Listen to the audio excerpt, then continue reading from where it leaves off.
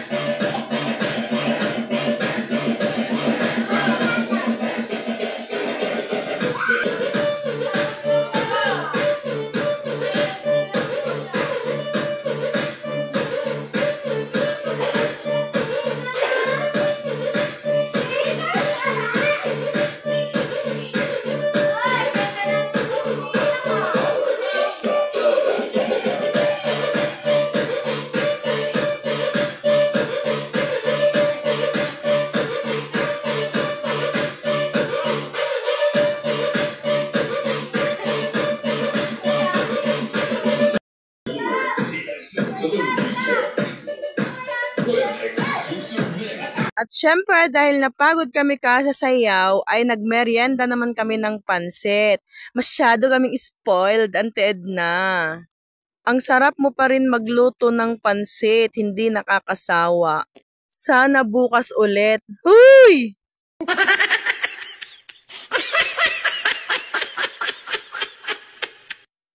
Kaya merienda tayo. At dahil makakapal ang mga fest namin, ay syempre para hindi nakakahiya ay nagpabili ako dyan ng 2 box na ice cream. Shh, huwag kang maingay si Ate Maricel ko pala. At syempre, kanya-kanya na kaming kuha. Alam nga naman sasandok pa kita. Huwag niyo na palang pansinin kung gaano kami kagulo dyan. Kasi nagpalaro ako nung time na yan. Ang sabi ko, paunahan ng kuha. Ang walang makukuha, syempre ngangay. Ay, hindi naman pala ngangay kasi sabi ko, magiging sa kanya yung baunan ng ice cream. O, diba? Kasi yung ice cream, madali lang maubos yan. Eh yung baunan, dalhin mo sa lahat ng bahay na pupuntahan mo. O, di napakinabangan mo pa.